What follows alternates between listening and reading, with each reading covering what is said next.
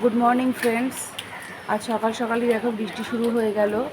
তো ওয়েদারটা কিন্তু বেশ ঠান্ডা হয়ে রয়েছে।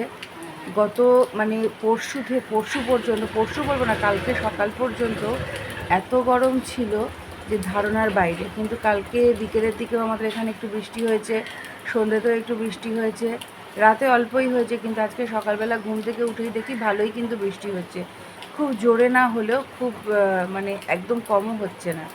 আমাদের এখানে মিউনিসিপ্যালিটি গাড়ি আসে প্রত্যেক দিন সকালবেলা ওই ওয়েস্টেজ যেগুলো ওগুলো তুলতে। তো আমি সকালবেলা রোজই ময়লা ফেলতে নিচে যাই, আমার সঙ্গে আমার মেয়ে চিচি সোনাও নিচে যায়। তো আমি ময়লা দিতে গিয়ে তো পুরো একদম ভিজেই গেলাম। ওড়না মাথায় জড়িয়ে গিয়েছিলাম, কিন্তু তাও কোনো লাভ হলো না। চিচিও ভিজে গেছে, আমিও ভিজে গেছি। তো এখন ঘরে চলে এসেছি, এসে ভাবলাম তোমাদের সাথে একটু এই মুহূর্তটাকে শেয়ার করি।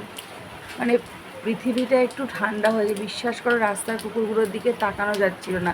মানে গরমে ওদের এতটাই বেহাল অবস্থা ছিল। রাস্তার কুকুর, গাছের পাখিগুলো মানে বীভৎস অবস্থা ছিল। এই একটু বৃষ্টি অন্তত ওদেরকে একটু স্বস্তি দেবে। আমার ফ্ল্যাটের নিচে যে কুকুরগুলো থাকে সেগুলো তো মানে আনন্দে বৃষ্টিতে ভিজছে। তা আমি আবার ওদেরকে বললাম যে ভিজিস না, ঠান্ডা লেগে যাবে।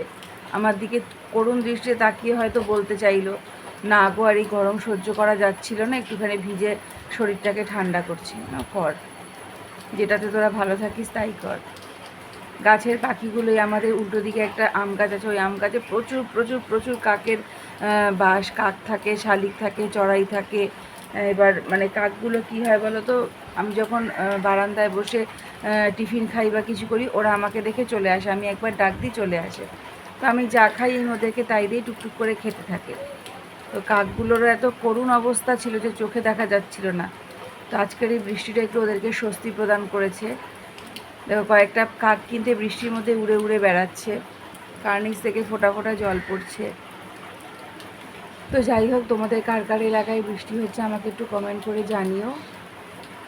চলো টাটা, আবার নতুন একটা ব্লগে দেখা হবে। এখন আমি শুয়ে পড়ে থাকবো, যেহেতু অফিস যেতে হবে না, সেহেতু একটু লেটেই উঠবো। আমাদের যিনি হাউস হোল্ড আছেন উনি গেছেন দীঘা ঘুরতে, তো উনিও আজকে আসবেন না। তো সুতরাং তাড়াতাড়ি ওঠার কোনো চিন্তা নেই। তো ঠিক আছে, চলো এবার একটু শুয়ে পড়ে থাকি, আবার নতুন একটা ব্লগে দেখা হবে। সবাই ভালো থাকবে, সুস্থ থাকবে, টাটা।